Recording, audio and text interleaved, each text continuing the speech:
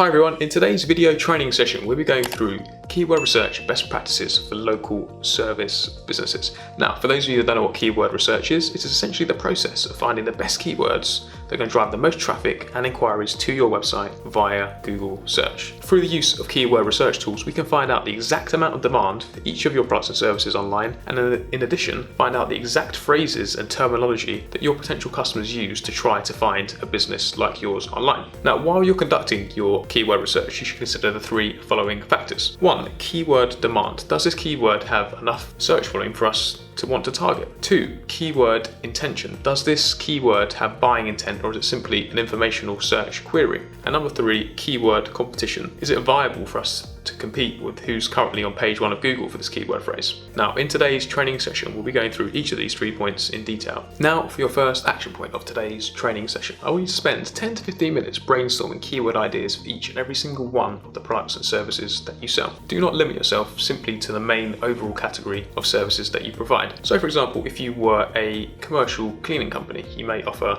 commercial office cleaning, you may offer commercial window cleaning services, and a number of other services related to commercial cleaning. So think about keywords for each and every single service that you provide. In addition, you want to be thinking about each of the locations that you serve too, coming up with a list of the towns that you target. So, for example, if you were a commercial cleaning company based in London, you may target all 32 boroughs, and in addition, you may target each of the towns within each of the boroughs. Therefore, you may have hundreds and hundreds of towns you wish to target. You want to make sure you have a keyword for each town plus each service that you provide. Now, if you'd like a guide template that we use to help with this process, let me know by sending an email to josh@improvemysearchranking.com, and I can send you a copy of this, which will help you with the process. Just a few examples using commercial cleaning, again, as an example, would be, as you can see on the screen here, commercial carpet cleaning in Mayfair, commercial carpet cleaning in Soho, commercial carpet cleaning in Croydon, and in addition they may have keywords related to window cleaning, so commercial window cleaning in Soho, commercial window cleaning in Mayfair, commercial window cleaning in Croydon, etc, etc. You want to make sure you have a list of keywords based on each service and each location that you go after. You want to take these keywords and you want to make groups of keywords. So in the keyword research template, you want to have a list of either groups of keywords based on location or service, and you'll see this in more detail in the template. Now, to figure out if any of the keywords we've come up with so far are actually worth pursuing, we need to discover if these keywords are actually searched for at all. We can find this out through the use of keyword research tools.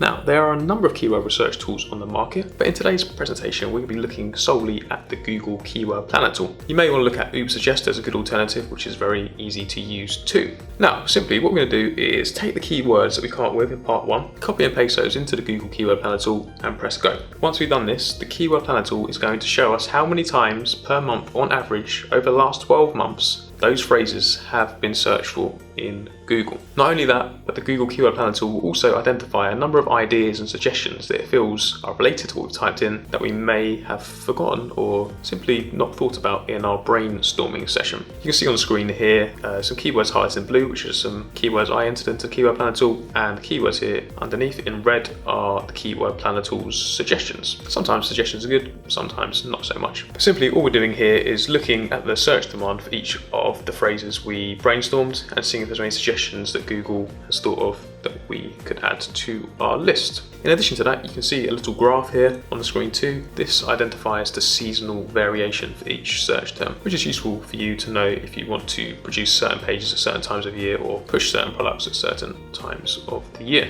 Now, it's also important to consider the fact that the Google Keyword Planner data is not 100% accurate. In fact, it's thought to be at least 50% higher than the results shown in the Google Keyword Planner results. This is because Google privacy policy stops it from recording searches from anyone signed into a Google account of any kind. So, for example, if you're logged into a Gmail account or a YouTube account and you do a search on Google, that search query is not stored in Google Keyword Planner's database and therefore is not shown in the results here. So, as I say, the figures were probably thought to be at least double what you can see in the Keyword Planner results. Looking at keyword intent is our next step in this training session. Examine your keyword list to date. Do all of these keywords really match exactly what your business offers? If not, make sure you delete any phrases that aren't specifically related to what your business and website offers. You may be tempted to go after phrases that have really high search volume but aren't 100% related to what you do. For example, example, potential brand names of competitors as keywords may have a high search volume, or national keywords when you're a local service business. Make sure you delete these phrases from your list. In addition, we need to think about the intention in terms of buying intent keywords rather than informational based search queries. Have you considered phrases that include the word buy in them? Have you considered phrases that use the word services or company or best or cheap in